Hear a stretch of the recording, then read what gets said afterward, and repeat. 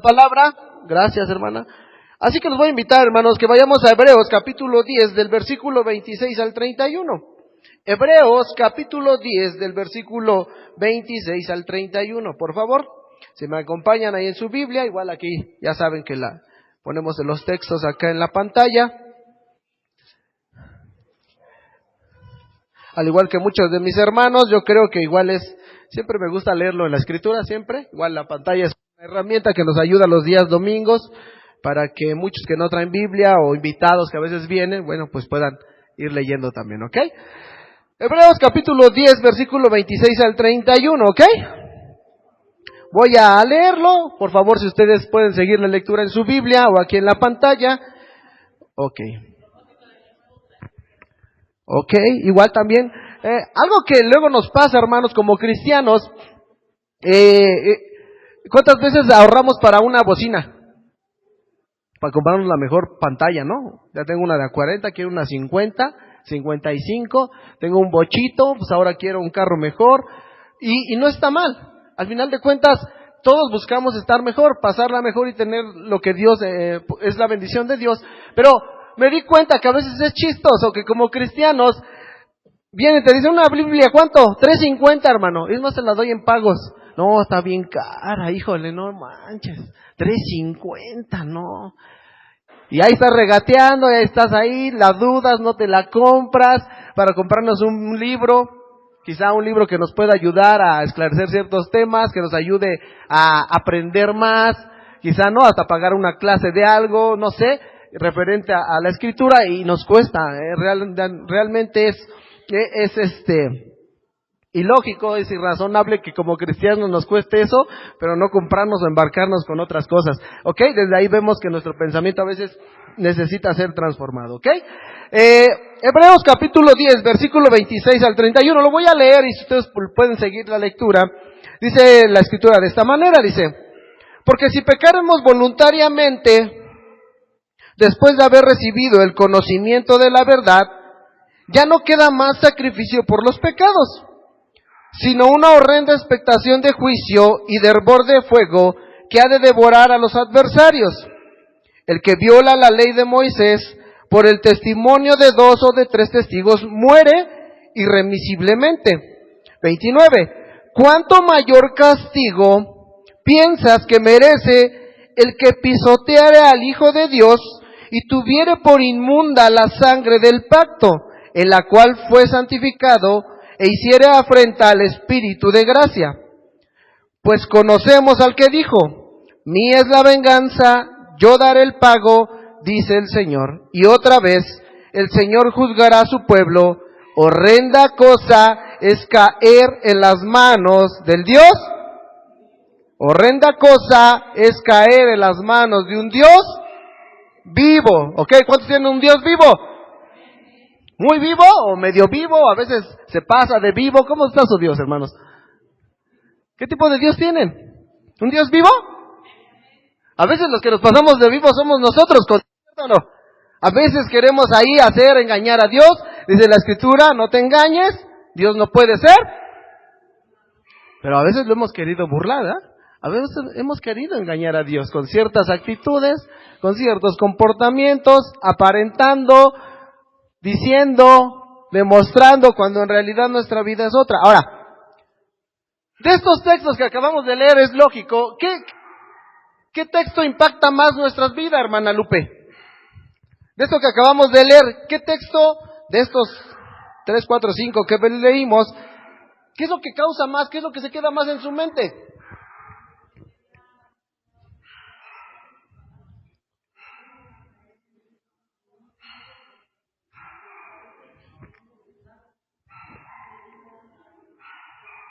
Sí.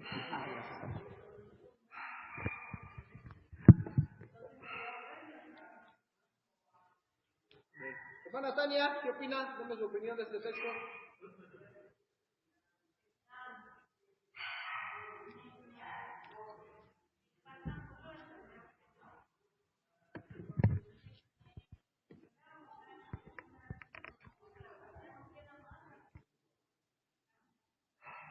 ¿Por qué la impacta, hermana? ¿Qué entiende usted ahí?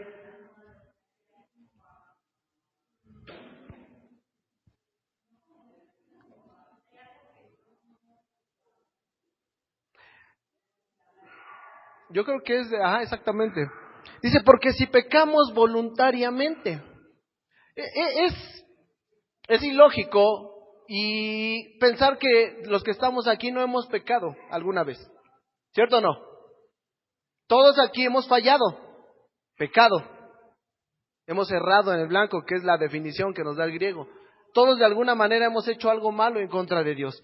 Pero lo que dice el escritor de Hebreos es que si pecamos voluntariamente, quiere decir que cuando lo hacemos con conciencia, cuando nosotros somos conscientes de que lo que estamos haciendo está mal.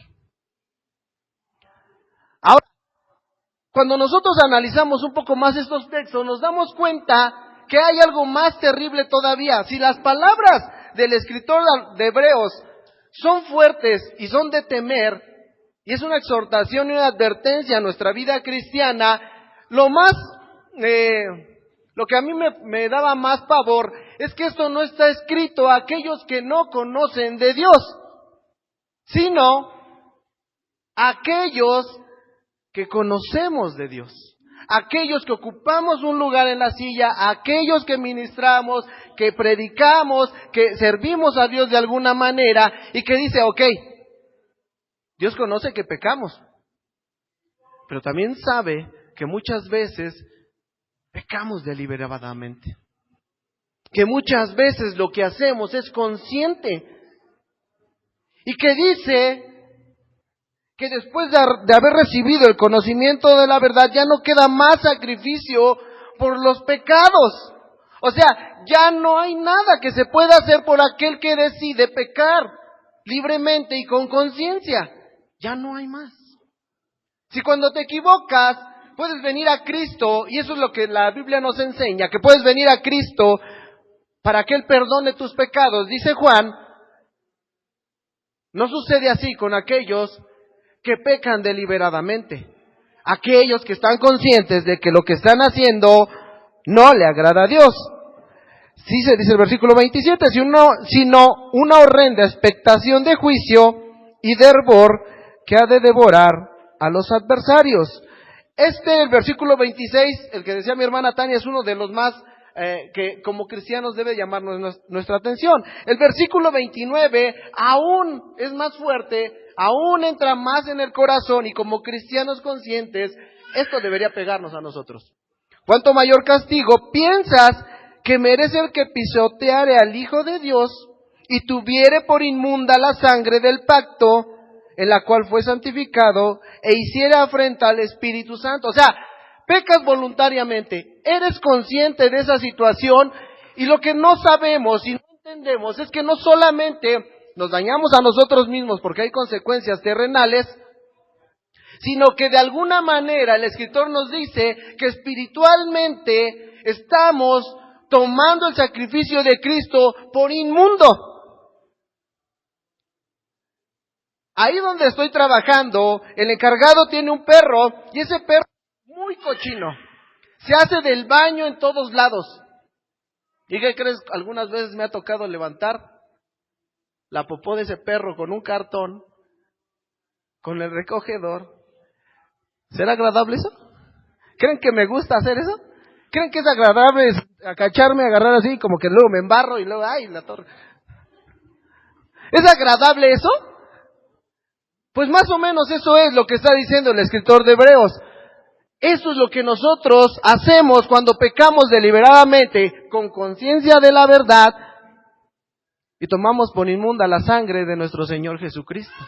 Ahora, no nada más es eso. El escritor de Hebreos lo lleva a un nivel más alto y dice, ok, no solamente has pecado y has tomado la sangre de Cristo por inmunda, o sea, el sacrificio del Señor, su dolor, su angustia, lo haces a un lado, no te importa, lo tomas como algo sucio y dices, no lo quiero.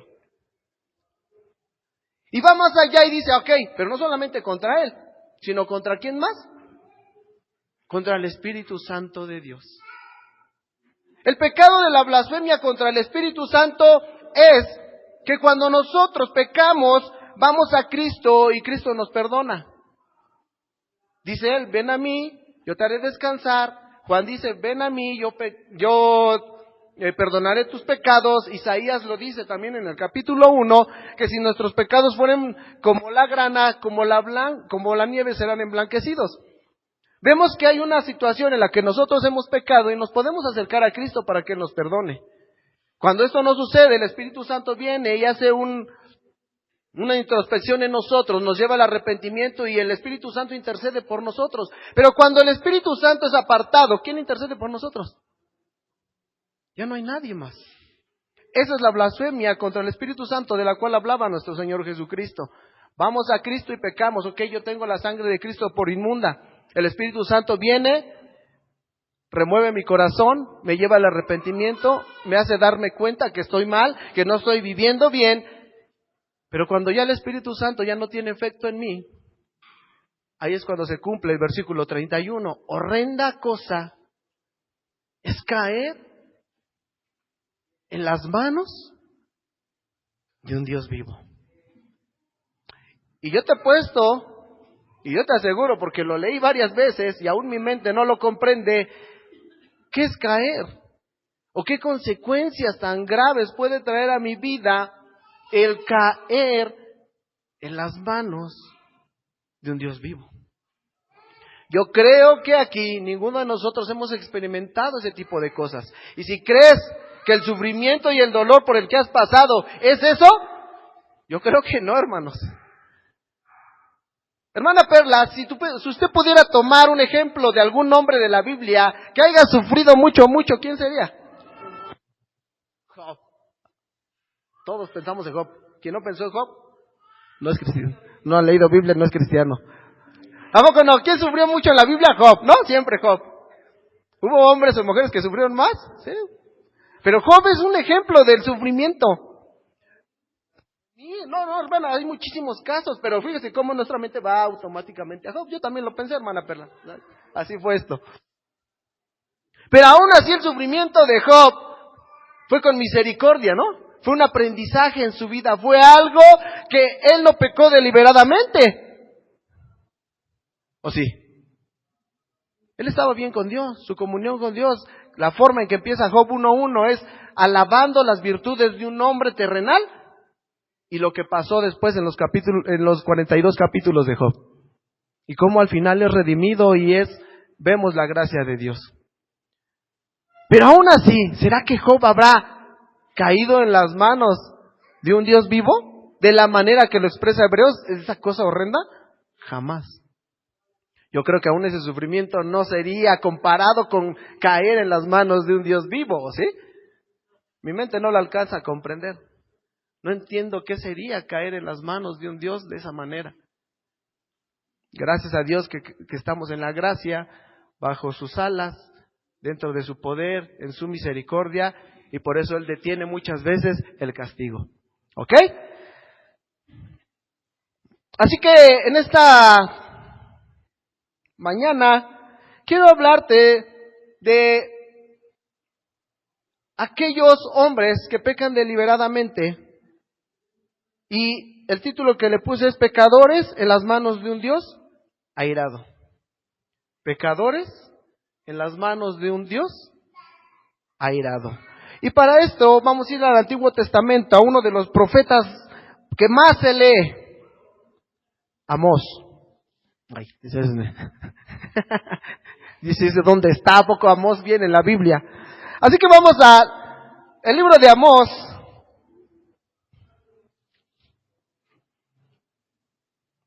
capítulo 9, versículos 2 y 3.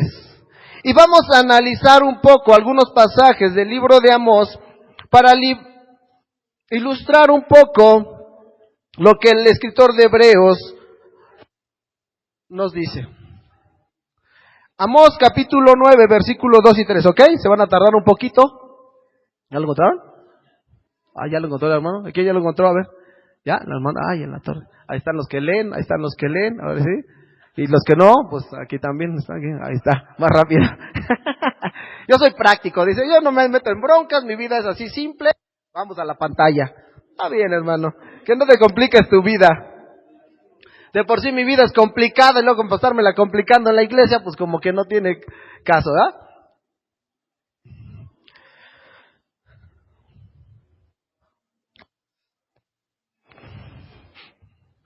Amós capítulo 9, versículo 2, ¿ok? ¿Ya? ¿Todos? ¿Aquí? ¿Listos? ¿Ya? Hagamos, aquí mi hermana Damari está ahí, vamos a esperar. Vamos a darle tiempo. Gloria a Dios. Pecadores en las manos de un Dios airado. Amós está escrito, mucho del libro de Amós está escrito de una manera poética. Usa muchas ilustraciones, trata de mostrarnos con ejemplos de la forma en que Dios trata con su pueblo. Dice, aunque cavasen hasta el Seol, de allá los tomará mi mano, y aunque subieren hasta el cielo, de allá los haré descender. Si se escondieren en la cumbre del Carmelo, allí los buscaré y los tomaré. Y aunque se escondieren de delante de mis ojos en lo profundo del mar, ahí mandaré a la serpiente y los morderá. ¿Ok? Eso no tiene mucha lógica. Quizás es difícil de entender. Si no leemos el contexto, quizás te pierdas y dices, bueno, pues es palabra de Dios, ¿quién sabe qué está diciendo ahí? Para entender esto tenemos que ir al contexto de lo que es del tiempo, de la forma en que vivía el pueblo en los tiempos del profeta Amós, para poder ubicarnos un poquito en estas palabras. Desde el capítulo 1, vamos a estar viendo el libro de Amós, así que no te pierdas de ahí. Vamos a ver, pásate al capítulo 1, versículo 1, hermanos, por favor. Vamos a estar moviéndonos un poquito ahí, así que vamos a ver algunos textos. Y Amós era un profeta de una ciudad pequeña, como a 20 kilómetros al sur de Jerusalén, una ciudad muy pequeña, llamada Tecoa. La Biblia dice en estos versículos que era pastor, pero más exactamente era alguien que cuidaba bueyes, no tanto ovejas, que un pastor se relaciona siempre con ovejas. Él tenía ganado, no tanto como ovejas, ¿ok? Fíjense. Vamos a leer un poco para entrar en el tema. Dice, las palabras de Amós, versículo 1, que fue uno de los pastores de Tecoa, que profetizó acerca de Israel en días de Usías, rey de Judá, en días de Jeroboam, hijo de Joás, rey de Israel, 2 años antes del terremoto. Versículo 2, hermano, por favor. Vamos en el versículo 2. Dijo Jehová, rugirá desde Sión, y dará su voz desde Jerusalén, y los campos de los pastores se enlutarán, y se secará la cumbre del Carmelo. Versículo 3, aquí empieza lo bueno. Dice, así ha dicho Jehová, por 3 pecados de Damasco, y por el 4, no revocaré su castigo, porque trillaron a Galaad con trillos de hierro, prenderé fuego en la casa de Hazael, y los consumirá los palacios de Ben-Hadad.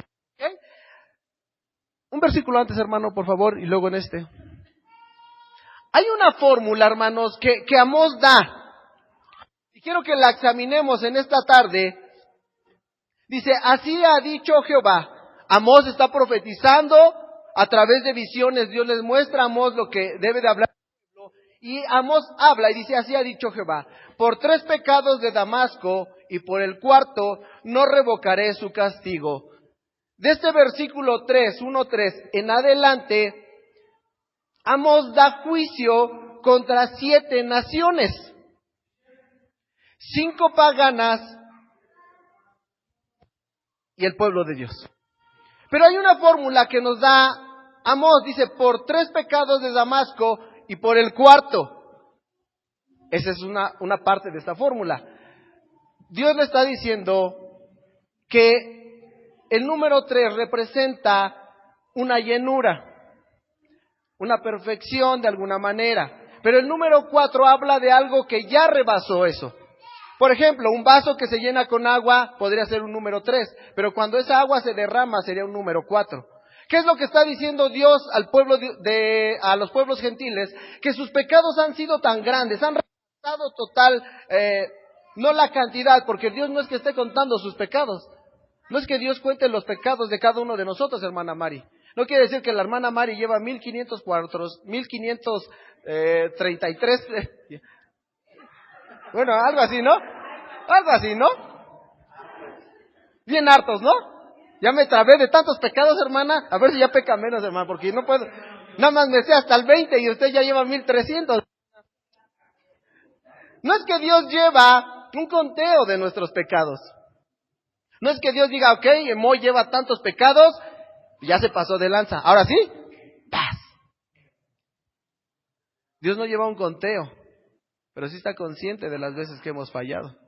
Sí está consciente de hasta dónde nosotros hemos fallado. Dios no lleva un conteo de nuestros pecados, pero sí sabe cada uno de ellos. Es lo que está diciendo el profeta. Dice, ok, ustedes han pecado, pero ya llegó un momento en que ya se pasaron. Ya Moy, ya pecaste, ya te he hablado, ya te lo he advertido, no entiendes. Sigues en lo mismo. Sigues sin obedecer. Sigues sin entender. Este juicio se da contra una ciudad gentil, no eran pueblo de Dios. Al final de cuentas, escuchaba a un predicador acerca de este tema y decía, quizá el pueblo de Dios, algunos teólogos, algunos estudiosos imaginan que cuando estas palabras están hablando, el pueblo de Dios está escuchando. Y estas naciones a las cuales Amós trae juicio están alrededor de Israel, son enemigos acérrimos del pueblo de Israel.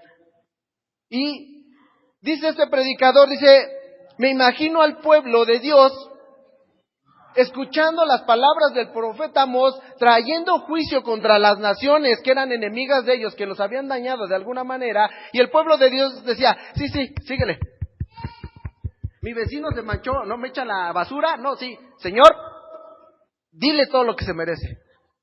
Mi suegra, no, sí, dile todo lo que se merece, porque mi suegra no me ha hecho la vida imposible. Y el pueblo de Dios está aplaudiendo a la profecía de Amós, porque la profecía se está dando un juicio contra las naciones, contra aquellos que han hecho mal. Y quizás si en este momento empezamos a hablar del vecino que te ha hecho daño, de tu familia que te ha hecho a un lado, que no te quiere, que te aparta, de aquellas personas que te hacen mal, que te humillan, y alguien los enfrentara y los golpeara, tú dirías, híjole, a lo mejor no te reirías de frente, pero dirías, qué bueno, qué chido, bueno que les llegó el juicio de Dios. Esto les tenía que pasar porque se han pasado de lanza conmigo. El pueblo de Dios estaba así, qué bueno, sí, ya le diste a Damasco, Damasco nos ha hecho mal, Siria también, porque sigue adelante, Gaza, Tiro, en el versículo 9, y va nombrando naciones y va trayendo juicio a través del profeta Amós para todos aquellos que le han hecho mal al pueblo de Israel. El profeta Amós da ciertas señales de la crueldad de estos pueblos. Por ejemplo, en el versículo 3 que estábamos leyendo, dice, así ha dicho Jehová, por 3 pecados de Damasco, y por el cuarto no revocaré su castigo, porque trillaron a Galaad con trillos de hierro. Aquí está en el versículo 4, está la segunda parte de esta fórmula. Dice, prenderé fuego. En cada uno de los juicios que se dan contra las naciones, las 5 naciones que siguen, es la misma fórmula. Por 3 o por 4 pecados, Dios prenderá fuego. Y vuelve a decirle a otra nación, por 3 y por 4 pecados, prenderé fuego. Y por 3 y por 4 pecados, prenderé fuego. Esa es la fórmula que Amós usa con cada nación. Y llegamos, por fin, después de pasar por las 5 naciones, en el capítulo 2, versículo 4, se vuelve a ver esta fórmula, pero cambia ya. Así ha dicho Jehová, por 3 pecados de ¿quién? ¿Judá era un pueblo pagano? ¿Judá era un pueblo gentil? ¿Quién era Judá? Pueblo de Dios. Era la parte sur de todo lo que antes, o de lo que hoy se conoce como el pueblo de Israel. Porque aquí ya había una división. Estaba el reino del norte, Israel, y al sur, Judá. Había 2 naciones que para Dios seguían siendo una. Pero aquí vemos que primero se le da un juicio a las naciones paganas, aquellos que no conocen a Dios, pero ahora Dios ya trae ese mismo juicio, esa fórmula para el pueblo de Dios. Si algo le pidió a Dios siempre al pueblo, es que no se juntara con naciones gentiles. Porque dice que el pueblo de Dios, según Pedro, es linaje escogido. Nación santa. Dice que debemos de ser santos porque Él es santo. Debe haber una diferencia entre aquellos que no conocen de Dios y aquellos que sí conocen del Señor. Pero ¿qué pasa? Que el pueblo de Dios siempre se ha contaminado y siempre ha permitido que las naciones gentiles contaminaran a una nación que era apartada. Hoy, en nuestros días, el mundo, que podría ser simbólicamente eso que contamina a la iglesia de Dios, se ha infiltrado en nosotros. El mundo, las tradiciones, la forma de hablar, la forma de vestir, se ha metido en la iglesia y la iglesia se ha contaminado. La iglesia es una iglesia que, al igual que la nación de Israel, y a través del Antiguo Testamento podemos ver que Dios da una orden, pero el pueblo de Dios sigue permitiendo que muchas cosas se infiltren en su corazón y en su ser. Tendría que haber una diferencia. El pueblo de Dios era un pueblo que necesariamente tenía que cumplir ciertos rasgos, pero que se había dejado contaminar por aquellas ideas y formas de expresarse del mundo y de aquellos que no conocen a Dios. ¿Ok? ¿Cuál es la primera señal que nos lleva a las manos de un Dios airado? El pecado en nuestras vidas, la falta de santidad, la falta de entendimiento de quiénes somos y lo que Dios exige de nosotros. Hoy el pueblo de Dios vivimos una vida cristiana más light.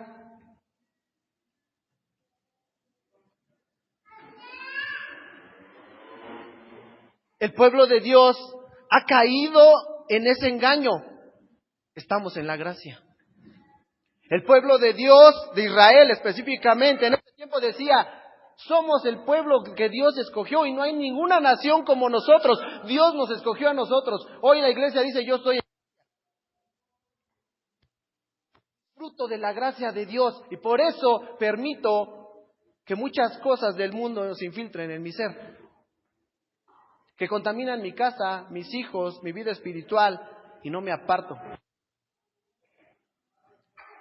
Vivir bajo la gracia es bueno, pero también nos hace daño, porque nos confiamos. Decía Hebreos, aquellos que pecan deliberadamente después de haber conocido la verdad, no queda más que una horrenda expectación de juicio. Nosotros conocemos la verdad. ¿O hay alguien aquí que ignore la verdad? ¿Alguien aquí que no sepa que Cristo murió por él o por ella? ¿Y que es necesario hacer algo en agradecimiento y responder con ese mismo amor? ¿Conocemos la verdad entonces? ¿Entonces hemos pecado deliberadamente? Yo creo que sí. Y estamos así, a 3 o 4 de que la ira de Dios venga sobre nuestras vidas y a lo mejor ni estamos conscientes. Porque Dios está harto de que Moy siga pecando y no entienda las cosas. Que cada vez que se predica, que cada vez que viene a la iglesia, que cada vez que estudia, no comprenda y no entienda que debe de cambiar su vida. Que sigue siendo el mismo. Y se le habla y se le dice, pero está esperando que venga el juicio de Dios a su vida para entonces poder cambiar. ¿Sería necesario eso? ¿No, verdad? Pero dice el dicho del mundo, dice que después del niño ahogado, cuando viene el juicio de Dios y has caído en las manos de un Dios vivo, entonces hay que decir: ay, Señor, ahora sí te voy a obedecer. No tendría por qué ser así. Pueblos paganos recibiendo juicio de Dios, pero un pueblo llamado a la santidad se contamina con aquello que lo rodea y permite que entre en su ser. Fíjate lo que dice Romanos 1:18. Muchos podríamos pensar que esto fue, de hecho es 800 años antes del Nuevo Testamento o de nuestro Señor Jesucristo. Más o menos entre Amós y el libro de Hebreos pasan más o menos como entre 850 y 900 años. La Biblia no pasa de moda. La Biblia sigue siendo vigente.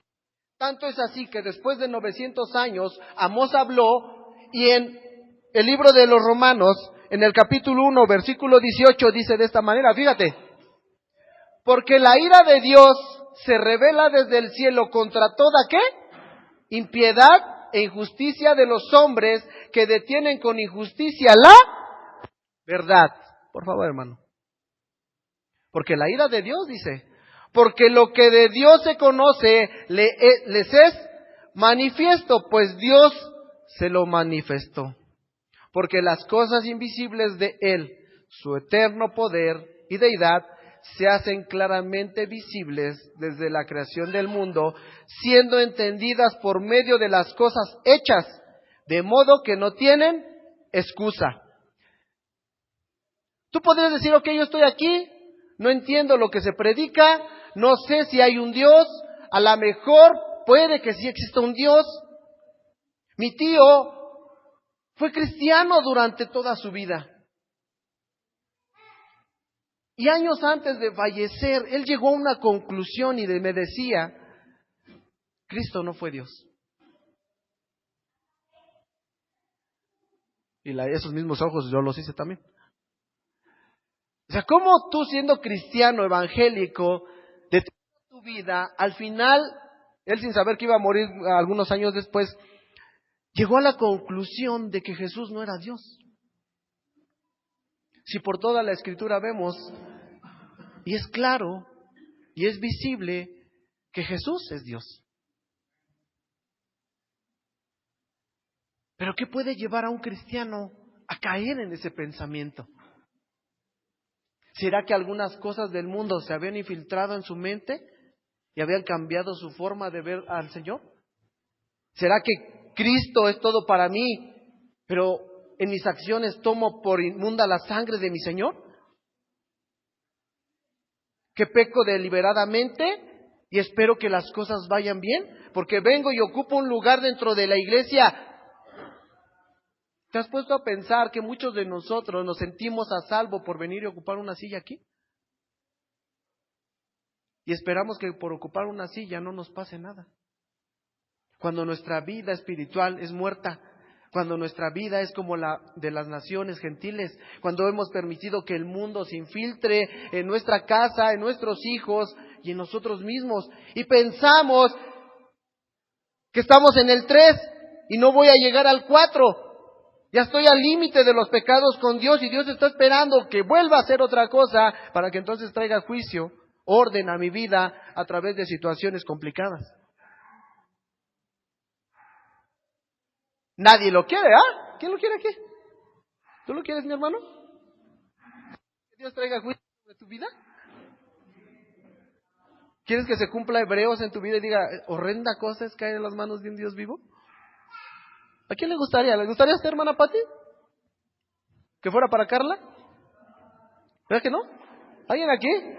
¿Le gustaría para su vida, hermana Mari? ¿Para sus... ¿Quién aquí está tan loco para decir sí, yo lo quiero? Nadie. Solamente que si estuviéramos locos diríamos, sí, yo quiero eso. Pero aquel que es consciente, aquel que sabe, dice no. Ese debería ser el primer pensamiento en nuestras vidas. No, Señor, yo no lo quiero.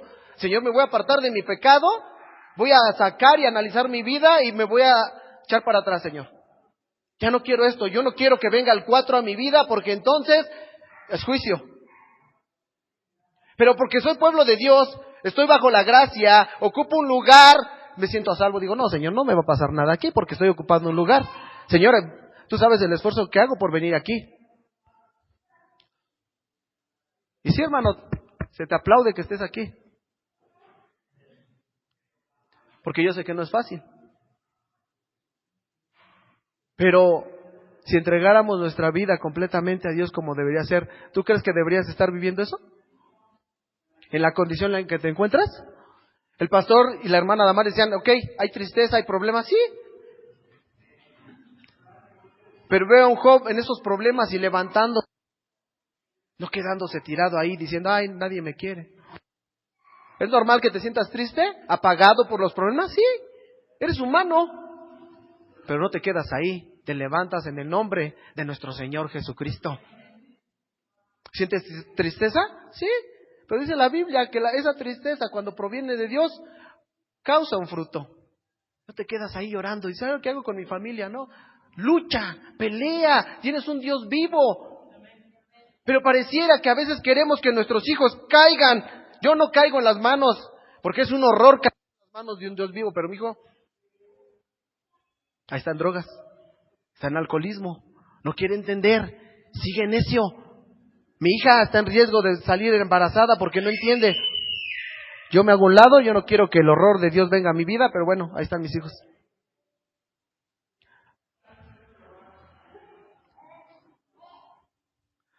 Y sí, también yo me reí de ti, no te preocupes. Es que es ilógico, hermanos. Esperamos que por estar aquí, esas palabras no se cumplan en nuestra vida. En este trabajo donde estoy, he podido conocer muchos cristianos. Y analizaba la vida de algunos de ellos y después Dios me llevó a analizar la mía porque me estaba haciendo como que, ay, ya, los demás. Pero ya después Dios, ¿y la tuya qué? O sea, está bien que veas a los demás. ¿Y conoces cristianos, hermano, en tu vida? ¿Sí? No digas, no, hombre, Diana. ¿Has visto acciones incorrectas en sus vidas? ¿Sería un ejemplo para ti? ¿Conoce gente cristiana, hermana Pati? ¿Que no es cristiana, que aparenta ser cristiana? ¿Que va a una iglesia y se sienta?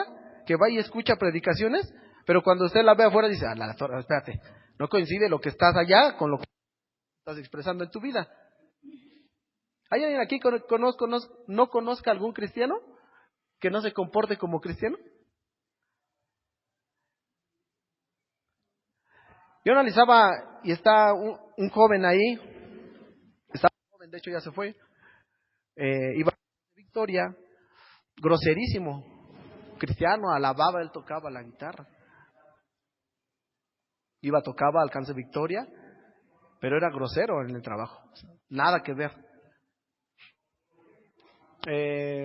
Otro joven, también yo los entiendo, es joven, no habla de Cristo, no expresa su fe. Otra señora que se pone a escuchar músicas del mundo, le gusta la alabanza, va a la iglesia, sirve, pero escucha música del mundo. Y empezaba a ver, digo, ¿en qué condición nos encontramos como iglesia?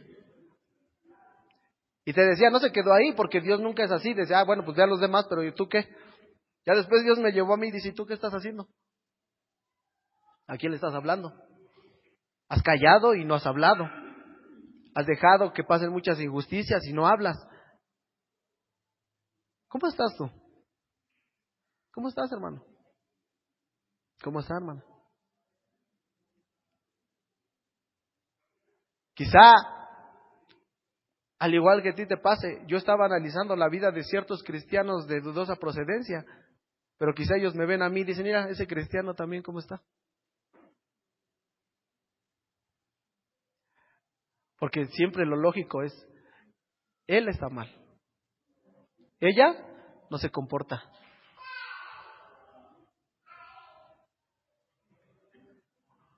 ¿Y yo? Lo que estaba pasando con el pueblo de Israel era grave. Una nación un pueblo que debería ser santo, apartado, para anunciar las virtudes de aquel que nos llamó de las tinieblas a su luz admirable, se había contaminado con lo que los gentiles hacían, con lo que el mundo nos ofrece. Es una realidad, hermanos. ¿Cuánto tiempo dedicamos a cosas que no son de Dios? ¿Cuánto tiempo oramos? ¿Cuánto tiempo leemos? Eso es un síntoma de que estamos en el 3. Y Dios quiera que no pasemos al 4. Porque entonces, a llorar se ha dicho. El pueblo de Israel no entendía, la condición espiritual de Israel era tremendamente grave. Y había un contraste, hermano, porque el mejor momento de Israel, hablando materialmente, era ese. Israel como nación, en los tiempos de Amós, era una nación poderosa hablando económicamente, pero espiritualmente no tenía nada que ver con lo que estaba pasando materialmente. Quizá hoy materialmente ahí la lleves, estás pagando tus deudas, más o menos la llevas, las cosas se están estabilizando económicamente, pero no por eso quiere decir que tu vida espiritual vaya de la mano con esa abundancia y bendición. El problema es que creemos que estamos bien. El problema es que creo que por ir a la iglesia y cumplir ciertos días estoy a salvo. Dios había profetizado juicio contra 5 naciones y un pueblo que debería ser diferente ahora está incluido en ese mismo juicio. De la misma manera, y así como se iba a cumplir con esas naciones, ¿qué iba a pasar con Judá y con Israel? ¿Será que Dios le dijo, les voy a meter calambres nada más para que a ver si entienden? Ese juicio se dio también, hermanos. No pienses que por estar aquí y no pienses que porque haces el esfuerzo de venir los domingos, pienses que ya la libraste. La lucha es grande. Eres hijo de Dios, eres llamado a muchas cosas grandes. ¿Quién era Amós? Era un pastor que cuidaba bueyes. No era profeta. Él no estudió en la escuela de profetas. Él no era como un Eliseo, como un Elías, llamados para grandes cosas. Era un hombre que fue tomado para hablar al pueblo de Israel en ese tiempo. ¿Quién es Ana María? Hija de Dios. ¿Cuántas hijas de Dios hay aquí? ¿Cuántos hijos de Dios hay aquí? Y por la gracia de Dios nos da un privilegio bien grande ser hijos o hijas de Dios. Pero nos quedamos ahí, porque hay que trabajar, hay que hacer algo para Dios, hay que manifestar su gloria, hay que darle gracias con nuestra vida, hay que levantarnos y trabajar para Dios. Porque es bien cómodo decir que somos hijos de Dios. ¿Sí? Porque Melissa es mi hija, ¿por eso ya no tiene que hacer nada? ¿No la regaño? ¿No la ubico? ¿No le digo nada? ¿Que haga lo que quiera? Si yo, siendo malo, sé dar buenas dádivas a mi hija, ¿cuánto más Dios? Pero caemos en ese pensamiento de gracia, estoy a salvo, con Dios no me va a pasar nada. Pero así como Dios es amor, también Dios es justicia, fuego consumidor. ¿Pero con qué nos quedamos siempre, Carlos? Que Dios es amor. Ya no me importa la justicia de Dios. Porque ¿será que acaso que la justicia está por debajo del amor de Dios? Justicia y amor van a la par. No hay ni uno más grande ni otro.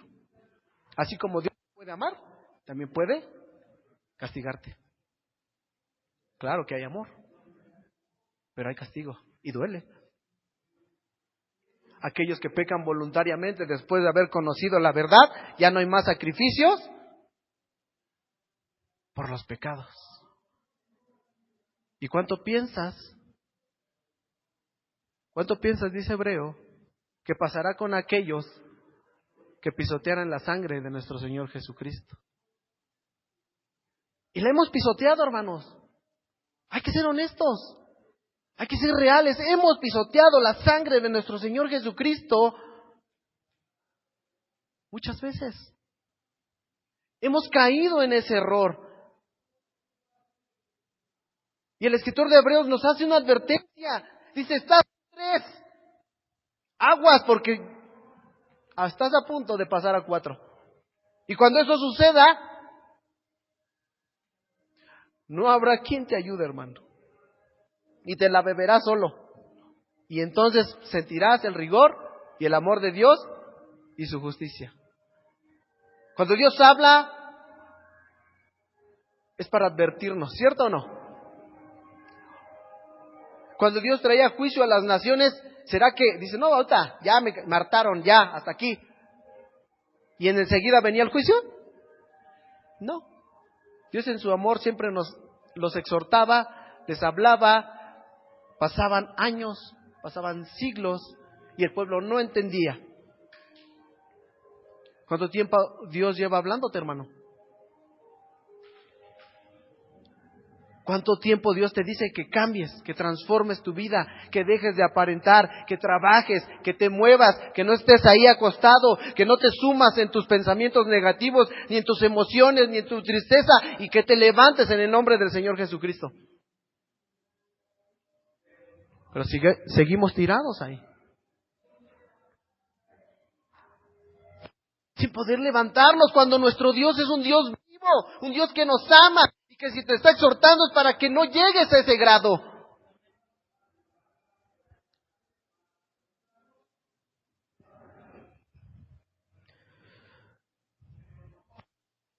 El pecado, hermano, en nosotros nos lleva a esa cuestión. Tengamos cuidado, hermano, con lo que hacemos, con lo que pasa. En el capítulo 4, hermano,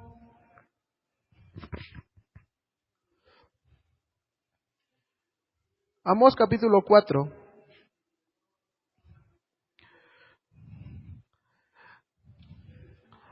dice 4:1, Amós 4:1, por favor.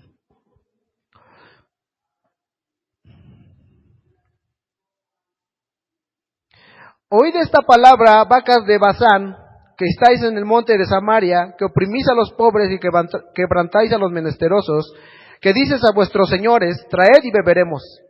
Jehová el Señor juró por su santidad, de aquí viene sobre vosotras días en que os llevarán con ganchos y a vuestros descendientes con anzuelos de pescador, y saldréis por las brechas una tras otra y seréis echadas del palacio, dice Jehová. Otra señal, hermano, es contra nuestras mujeres. Y esto no es machismo, hermanos. Esta palabra que usa aquí Amós, vacas de Basán, se está refiriendo a las mujeres. Sí, así lo está diciendo, hermanos. Se refiere a las mujeres. Ahora, no te sientas aludida, hermano, no sientes que es contra ti, no. Es la palabra de Dios que está hablando a las mujeres. Mujeres que dice que iban con sus esposos y les decían, necesitamos más dinero. Que impulsaban a sus esposos a conseguir dinero, riqueza, de la manera que fuera, aún oprimiendo a los pobres, porque ese es el contexto, para que pudieran subsistir y llevar una vida holgada y buena. Ahora, por supuesto que las mujeres de Cristo no tienen que ser así. Eran mujeres altivas, mujeres que no reflejaban a Cristo en sus vidas. ¿Qué dice, por ejemplo, en este caso, Primera de Pedro 3, 1, versículos 1 al 7? Primera de Pedro 3, del 1 al 7. Aún las mujeres, para esos tiempos, era raro que mujeres así estuvieran o vivieran de esta manera en los tiempos de Israel. Porque las mujeres, ¿qué era lo que pasaba con las mujeres en ese tiempo, hermana? Eran sometidas, no tenían voz ni voto, el hombre mandaba y se decía lo que tenía que hacerse, la mujer no tenía cero libertad, no contaba, hasta mucho tiempo después se les comparaba hasta con animales, a veces, aquí está un ejemplo de eso. No había una libertad para la mujer, era oprimida. El Señor Jesucristo viene a darle dignidad a la mujer cristiana, a la mujer que cree en Cristo y cambia. Cada una de ustedes como mujeres tiene dignidad, es hija de Dios, pero debe de haber un comportamiento, hermanas. Primera de Pedro 3, versículos 1 al 7 dice: asimismo vosotras mujeres, estad sujetas a vuestros maridos. Esta es una discusión que tendremos por años. Esto sería algo que definitivamente es difícil de aceptar. Y tienen razón. Si fuera al revés, también nos costaría a nosotros. Asimismo, vosotras mujeres, estad sujetas a vuestros maridos, para que también los que no creen a la palabra sean, ¿qué? Ganados sin qué? Sin palabra. Por la conducta de tus esposas. ¿Qué más sigue diciendo? Considerando vuestra conducta casta y respetuosa, vuestro atavío. O sea, que deben de andar todas chancludas las hermanas. No. Porque a veces hay iglesias que llegan a ese extremo, ¿no? Se habla como que se insinúa que así. Hay iglesias donde no permiten que las hermanas se arreglen. Considerando vuestra conducta casta y respetuosa, vuestro atavío no sea el externo de peinados ostentosos, de adornos de oro o de vestidos lujosos, sino el interno, el del corazón, en el incorruptible ornato de un espíritu afable y apacible, que es de grande estima delante de Dios. Porque así también se ataviaban en otro tiempo aquellas santas mujeres que esperaban en Dios, estando sujetas a sus maridos, como Sara obedecía a Abraham, llamándole Señor, de la cual vosotras habéis venido a ser hijas, si hacéis el bien, sin temor ninguna amenaza. ¿Ok? Ya después habla de los maridos también. Vemos la dignidad que le da Dios a la mujer. Antes el hombre era el que valía, era el que opinaba. En estos textos pone al hombre y a la mujer con obligaciones, responsabilidades, les da el mismo trato y ya no hay por qué. Uno es menor y otro es mayor. Todos delante de Dios, como sus hijos, somos iguales. Pero las mujeres se habían corrompido. Ahora, yo le decía, Señor, ¿por qué las mujeres? ¿Por qué no los hombres? Porque somos, de acuerdo a la Escritura, somos cabeza. ¿Por qué las mujeres? Y se voltea a ver a la congregación.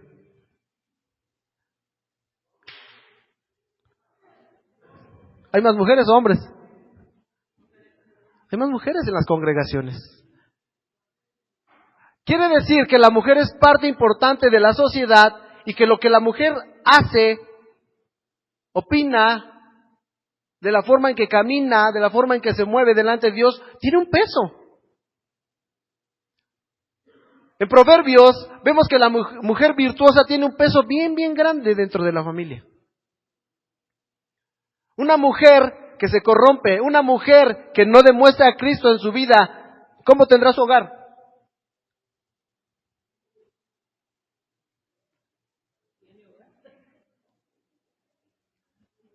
¿Qué dice?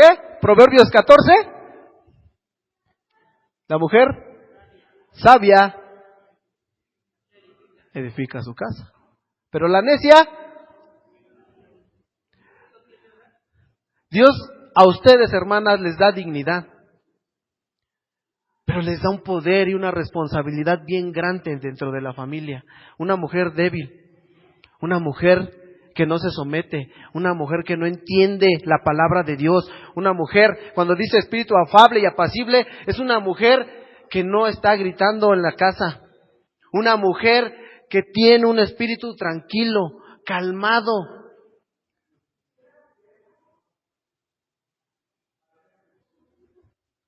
¿Cómo está el hogar, hermanas?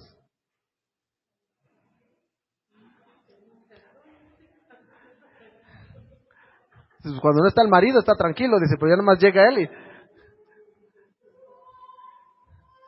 Es un llamado a ustedes, mis hermanas,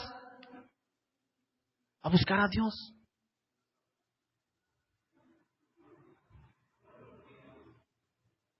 A buscar y someterse a Dios. A ser mujeres tranquilas, con un espíritu afable. Mujeres que demuestren a Cristo y que la gente sea ganada únicamente viendo eso en sus vidas. Pero si los vecinos ven que eres una mujer que te la pasas gritándole a tus hijos y a tu esposo todo el tiempo,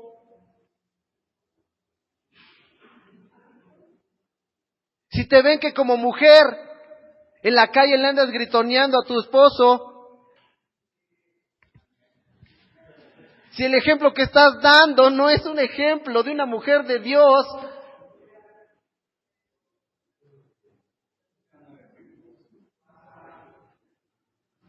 yo sé que el hombre tiene responsabilidad, hermana, pero lee la escritura y la mujer virtuosa, la mujer sabia están encargadas del hogar.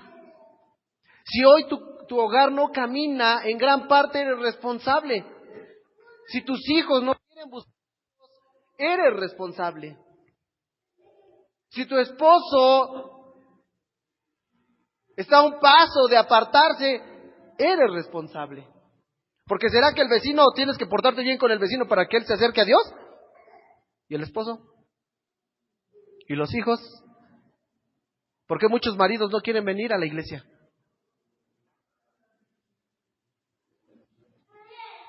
Dios me dejaba ver esto, hermanos, porque la condición de las mujeres en los tiempos de Amós era algo semejante.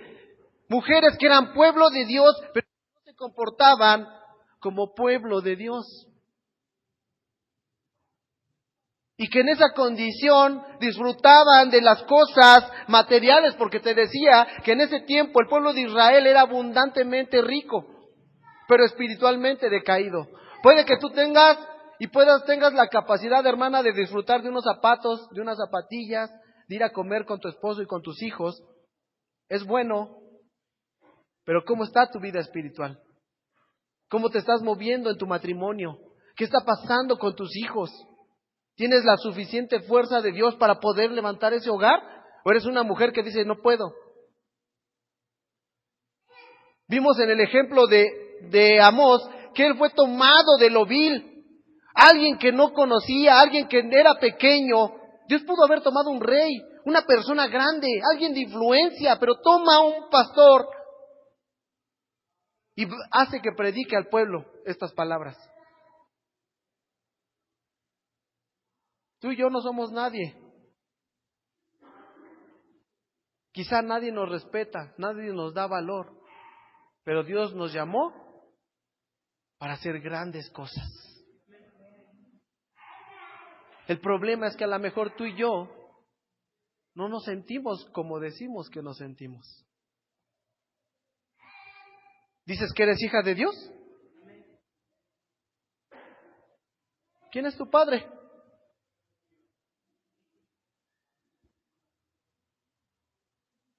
¿Quién es su padre, hermanas? ¿Y su padre, hermana, es alguien sin poder? ¿Es alguien débil?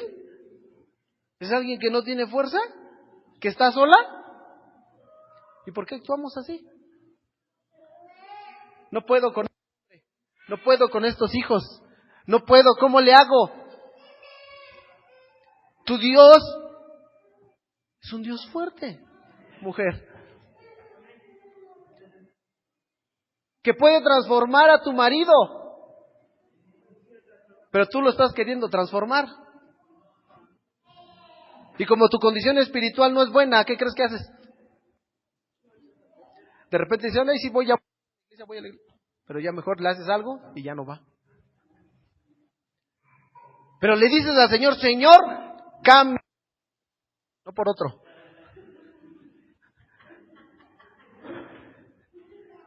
Transforma a este hombre, que ya no sea grosero, que ya no sea altivo, que trabaje, que haga algo. No me gusta cómo es este varón. Pero llega a la casa, gritadero. El reclamo. El hacer que no te ha dado lo que necesitas o que están pasando por tiempos difíciles. La mujer virtuosa decía que ella con sus manos ayudaba a su marido y que él era reconocido por el ejemplo de su mujer. No decían, ahí va el tarado ese, que mira cómo lo mangonea, mira, ni su vieja lo respeta. Decía, esa mujer honra a su marido. Dice, ese hombre se ve que sí no es muy bueno. pero algo ha de tener bueno para que esa mujer esté con él. ¿Cuántos hombres no quieren llegar a veces a su hogar? Porque lo que les espera en su casa no es una mujer virtuosa, no es una mujer que se dice llamar hija de Dios, es una mujer que refleja todo lo contrario. Que sí se preocupa por buena ropa, por buenos vestidos, por tener una tele buena, por tener 2 pisos, que se le eche el aplanado, que tenga el mejor piso, que se busque la mejor ropa, pero de Dios nada.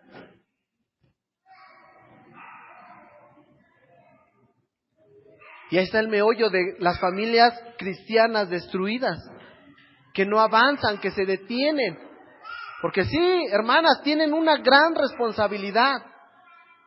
Y a lo mejor hasta cargar con otro niñote, pero igual. Si Dios te lo puso ahí, o tú te lo conseguiste, y ahora ya dices, hágale Señor, ¿ahora qué hago con esta cosa?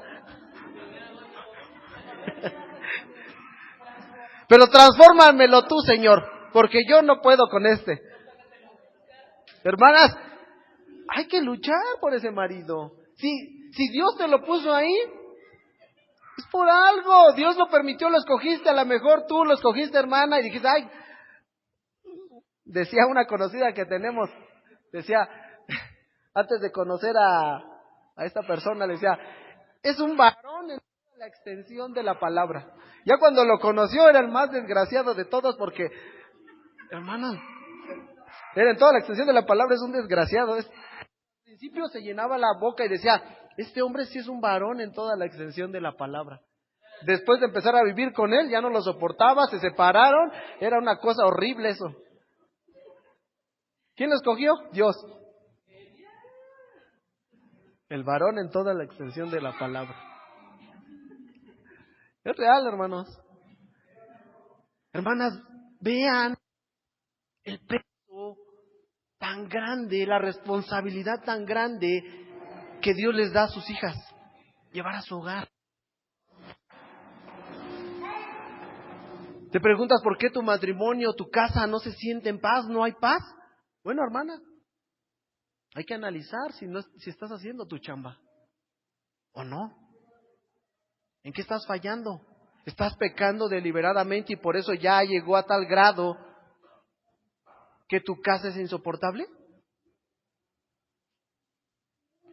Dios te da dignidad y al darte dignidad te da responsabilidad. Y te dice, eres mi hija y tú tendrás esta responsabilidad dentro del hogar.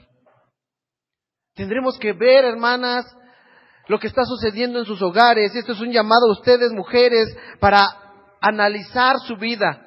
Lo que está pasando espiritualmente, lo que estás logrando en tu matrimonio. Si tu marido no es capaz ni de leer, es porque algo le está impidiendo esa comunión con Dios. Y ese algo quizá puede ser tú.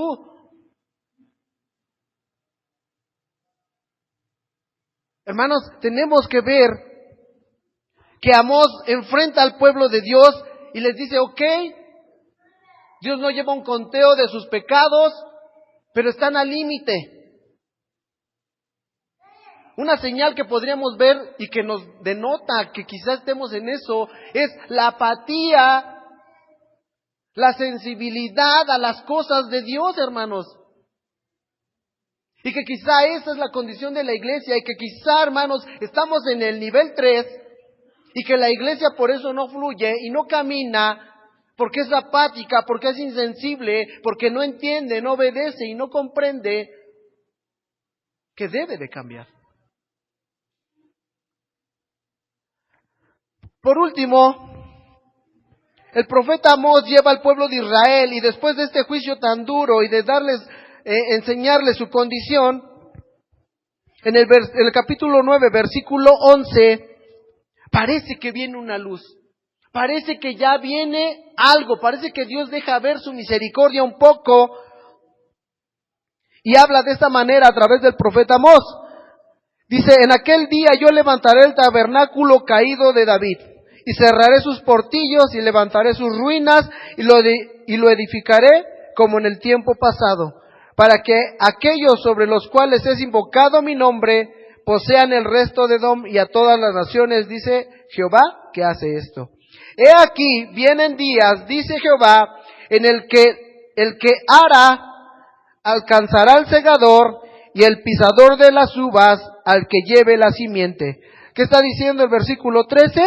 Que van a llegar días no de abundancia, de sobreabundancia. Dios le está diciendo al pueblo, después de enjuiciarlos, después de hacerles ver sus errores, de ver que han pecado deliberadamente, dice, pero ok, yo soy un Dios de misericordia.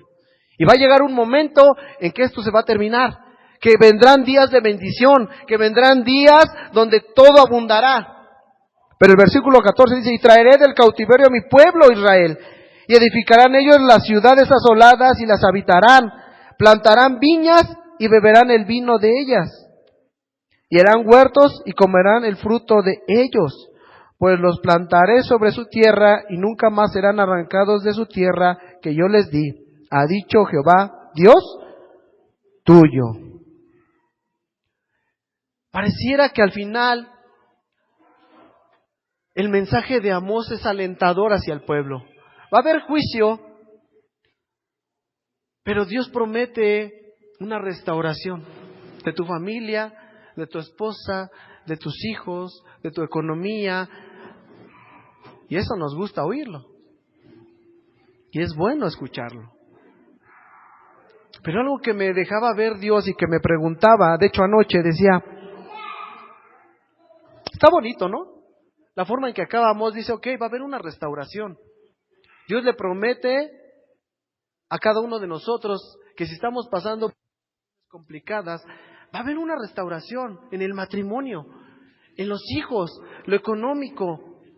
Hay una restauración y claro que decimos amén porque nos gusta y porque es bueno, porque viene de parte de Dios. Pero de los contemporáneos que predicaban en ese tiempo estaba Jonás. Y no sé si lo dijo mi hermana Pati o mi hermano Miguel, ¿cómo termina el libro de Jonás? ¿Hay una promesa de restauración futura? No. ¿Hay una respuesta a Jonás diciendo, Señor, me arrepiento, Señor, perdóname y cambio? No. Jonás y Amós son contemporáneos, predicaban a Israel y a Judá en el mismo tiempo. Amós tiene una promesa de restauración. Y parece un buen final para un libro o para una vida. Pero lo que Dios me dejaba ver es que no parece o no está registrado qué reacción tuvo el pueblo de Dios a todo esto. Quizá el pueblo de Dios dijo, pues, otro más, una predicación más, otro domingo más que vengo, ya me la sé, es lo mismo, siempre Dios haciendo eso, llamándome que soy pecador, llamándome al arrepentimiento y está en mí si me arrepiento o no. ¿Cuál es la respuesta que tú y yo debemos de tener a la palabra de Dios? ¿Apatía? ¿Cansancio? ¿Hartazgo? Tendría que haber una respuesta del corazón a la palabra de Dios.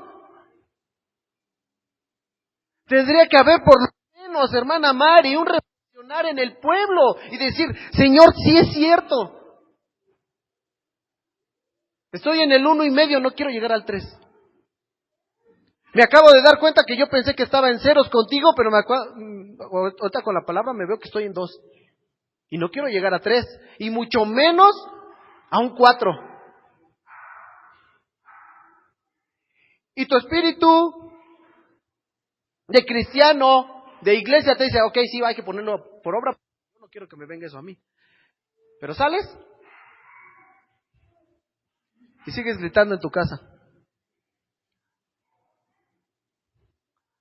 ¿No es la condición del pueblo de Israel en el tiempo de Amós? ¿No te dice eso que algo está mal en tu vida? ¿Debería ser una seña de que hay algo que cambiar en nuestras vidas? ¿Que no está bien que yo sea insensible a lo que habla Dios? ¿Y que no entienda que mi casa va a seguir igual si no cambio? Pero quiero ver grandes cosas en mi esposo, que se convierta en un gran profeta y un pastor grande. Pero muévete, léele. Hermanos, esta predicación de Amós es fuerte a la vida del pueblo de Israel, pero se compara mucho con nosotros en estos tiempos. Hemos dejado que muchas cosas contaminen nuestra vida y a pesar de conocer de Dios, pecamos voluntariamente y pensamos que nada va a pasar. Que en esa condición en la que estamos nos sentimos a salvo y Dios no va a hacer nada contra nosotros porque Dios es amor. Pero estás olvidando que la justicia de Dios también se revela desde los cielos contra toda impiedad y injusticia. Hermanos, yo quiero trabajar para Dios. Y reconozco que me he dormido en muchas áreas, pero cuando vas a la palabra, Dios te hace despertar y dices, hay que hacer algo, hay que movernos, hay que meterle manos a la obra, hay que hacer algo para la obra de Dios.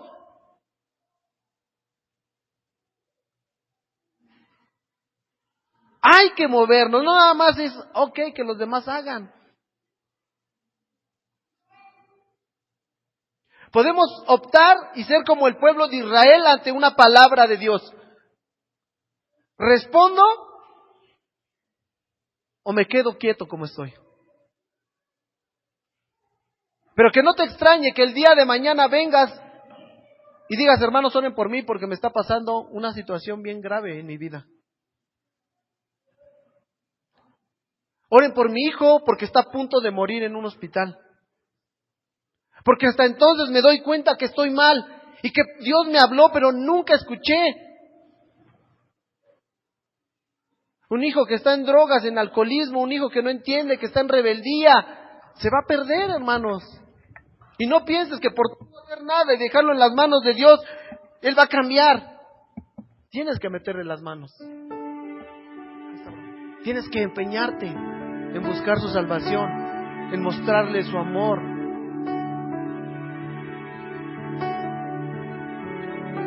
Tu matrimonio no va a cambiar si tú sigues en el mismo sentir. No cambia este hombre. Lo mismo. Ya me hartó. No cambia. Ya hablé con él. Ya le dije. Cambia. Pero ¿cómo se lo hace? ¿Tus palabras lo hieren o lo sanan? ¿Tus palabras van con amor o son un reclamo a lo que no ha hecho? Nuestros hijos no se quieren acercar porque cada vez les hablamos de un Dios de amor, pero lo que ven en tu casa es una mujer que no respeta a su marido, que todo el tiempo grita, que no hay paz ni tranquilidad en su hogar. Pero ¿quieres que ellos se acerquen viendo tu ejemplo?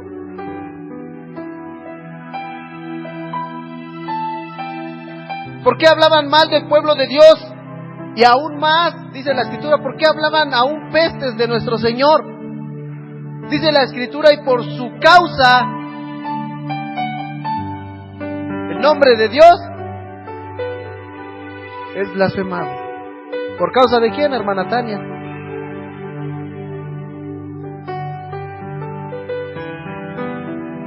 Por mi causa el nombre de Dios es blasfemado. Porque decir, esa es cristiana, era como le grita a sus hijos y a su marido. Ya no manches. Hasta 20 casas se oye cómo están pegados de gritos.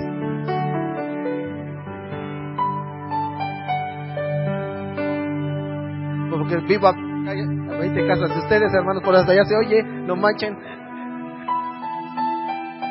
Mira esa mujer, no está metida ahí, no hace nada. Pobre hombre, ya todo el día trabajando, nunca les alcanza porque no hace nada. Haz algo, mujer, muévete, ayuda a tu esposo, estos tiempos son complicados. El hombre, aunque su orgullo trata de hacerlo, ya no se puede, hermanos. Y Dios demuestra a través de eso que el que provee para tu casa es ese hombre que está ahí. Él es una herramienta y un medio, porque el que te provee es Dios. Pero tú le reclamas a Él: muévete, búscate otro trabajo. Ya trabajo 12 horas, pues en la noche también. No nos alcanza. ¿Con quién te lo gastas? ¿A dónde te fuiste? ¿Por qué llegas tarde? No hubieran visto el día que hubo inventario en el trabajo. Llegué a las 12 de la noche. ¿Dónde estás, desgraciado? Siempre sales a las 7, 6 y media. Ya, qué casualidad, que a las 12 no me dejan ir a jugar fútbol con los cuates del trabajo, porque quién sabe para dónde me voy a ir.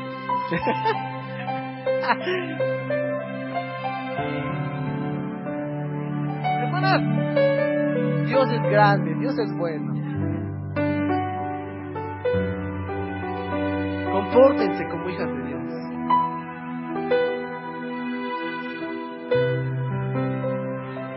Y el libro de Amós tiene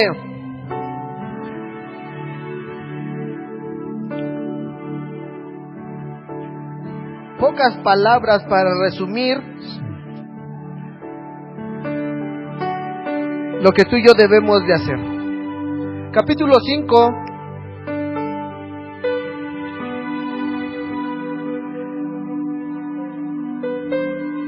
versículo 3, dice,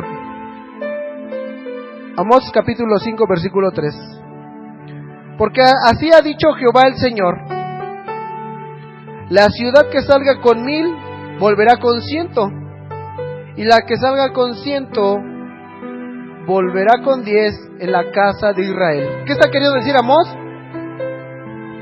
Que cuando tú sientes que ya estás seguro, segura, vendrá algo que cambiará las cosas para mal. Que cuando tengas 1000 pesos se van a reducir a 100. Dáselos a tu esposa y te va a dejar sin nada. Pero el versículo 4 dice: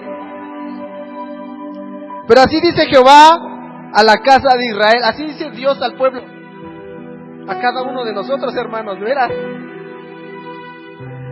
Y aquí se pone seria la cosa, y aquí es donde Dios muestra su amor. Pero así dice Jehová a la casa de Israel. Fuerte, ¿qué dice? Espérense. Porque así dice Jehová, espérense. Buscadme.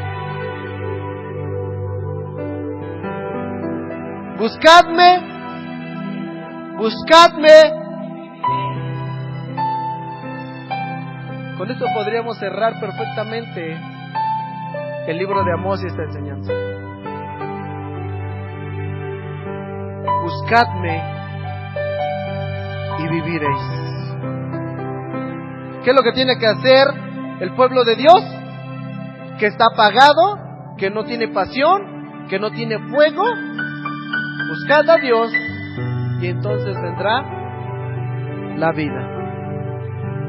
¿Qué es lo que tiene que hacer una mujer que su matrimonio se está cayendo? Busca a Dios y entonces vendrá vida y restauración. ¿Qué está pasando con aquella mujer que se siente triste, aquel hombre que se siente no valorado? Busca a Dios y vivirás. Amós pasa el mensaje perfectamente de corazón a corazón y le dice al pueblo: buscadme. ¿Te sientes muerto, hermano? ¿No te sientes muertos?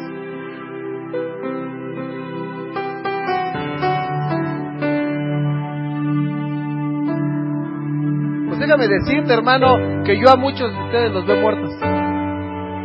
Yo me veo calavérico también, hermano.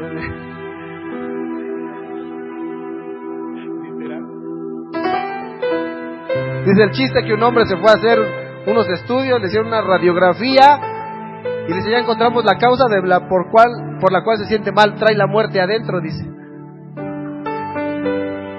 Era su esqueleto. Hermanos, a veces nos sentimos mal, no venimos en buenas condiciones, aparentamos estar bien. Nos pregunta el pastor: ¿cómo estamos? La hermana Dama: parecer bien, hermano. Y quizá, hermano, en muchos sentidos estamos bien. Pero quizá no te falta la comida. Gracias a Dios va proveyendo, ¿no? A través de tu esposo, de lo que tú logras hacer, se complementa y ahí vamos. Pero muchas veces no se refiere al bien material, se refiere al cómo nos encontramos internamente. La respuesta obligada es: hermano, tengo para comer, pues ahí la llevo, pues ahí la llevo con el matrimonio, ahí estamos puliendo algunas cosas. Pero espiritualmente, ¿cómo te sientes? ¿Cómo respondes cuando hay alabanza, cuando hay palabra? Eso nos tiene que hacer ver que sí estamos mal.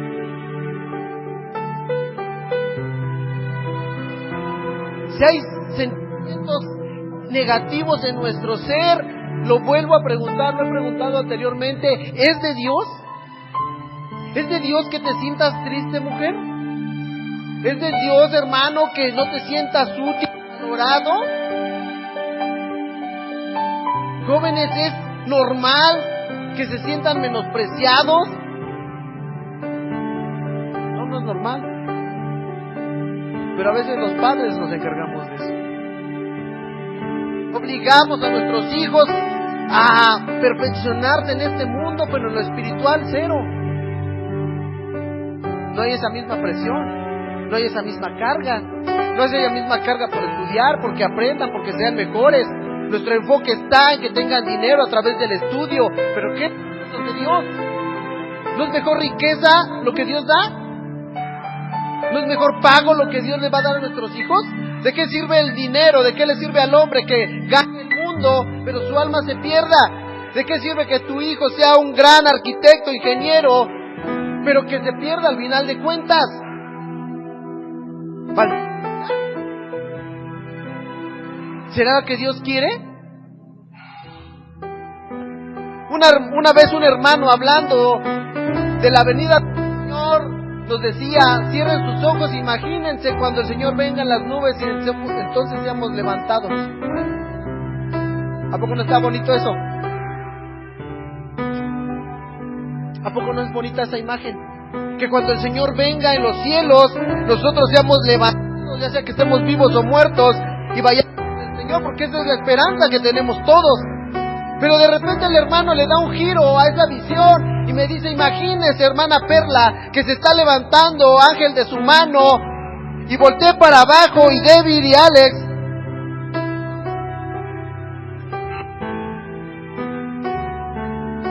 estando, hermana, está viendo eso y ve a sus hijos que no pueden.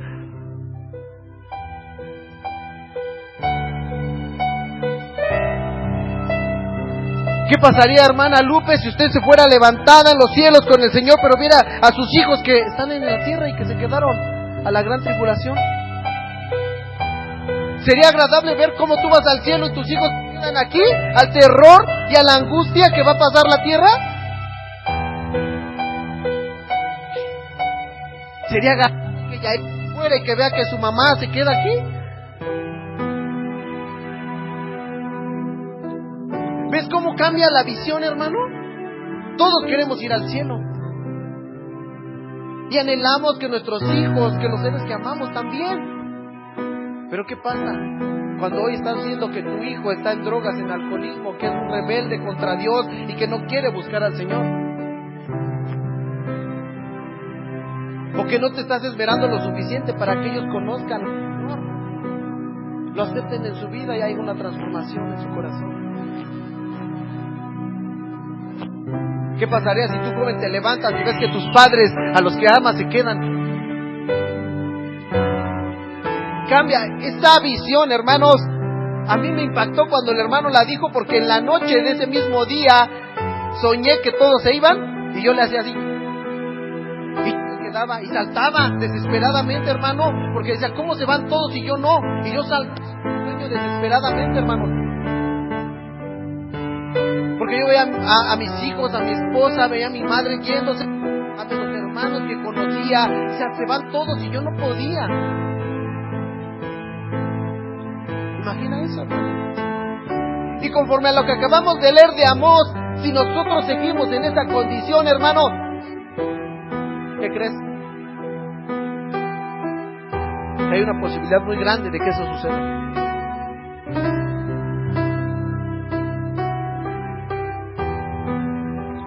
Pero Dios en su misericordia dice: buscadme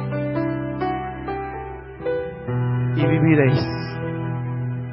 ¿Qué dice Dios, hermanos? Buscadme y viviréis.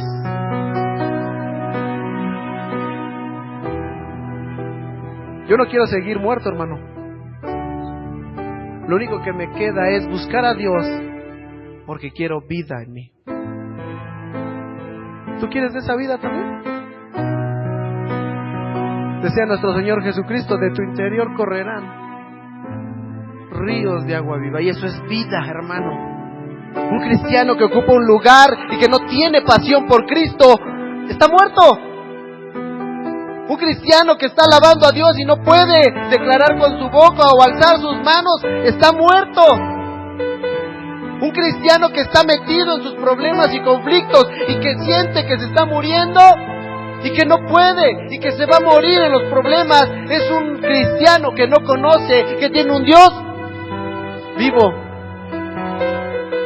Levántate, mujer, varón, ciñe tus lomos y peleemos por la iglesia, por tu vida, por tu matrimonio y tus hijos. Los tiempos que se están viviendo son difíciles y complicados. La impiedad en el mundo no se detiene. La maldad del hombre sigue creciendo, pero nosotros tenemos un Dios vivo. Búscalo y vivirás. Nos ponemos de pie.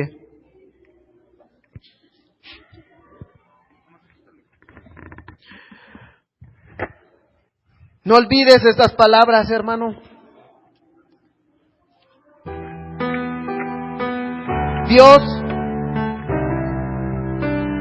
nos advierte, hermanos. Es una advertencia a tu vida. Es una exhortación a tu corazón. Haz algo, no te quedes quieto. Busca a Dios y vive. No sigas muerto. Busca a Dios con todo tu corazón y las cosas van a cambiar.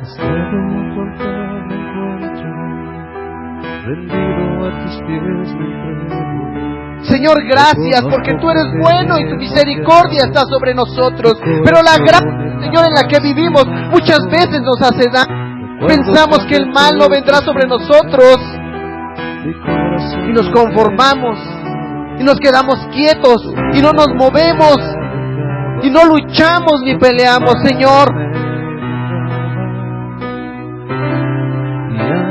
Ayuda a mis hermanos, a mi Padre, a mis hermanas, a los jóvenes, pero tenemos que hacer algo en el nombre de Cristo Jesús.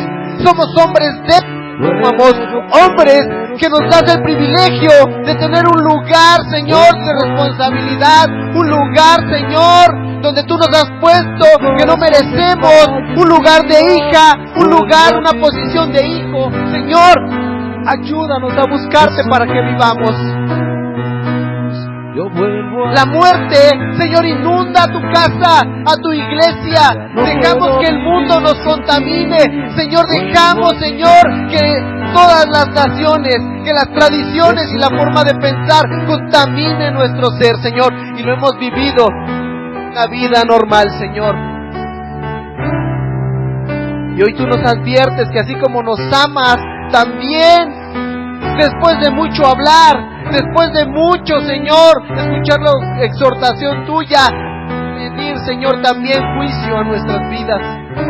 Aparta, Señor, el juicio de nosotros. Pero esto sería una plegaria inútil si ninguno de mis hermanos pone en práctica en su vida este concepto, estas palabras. Buscadme y viviréis.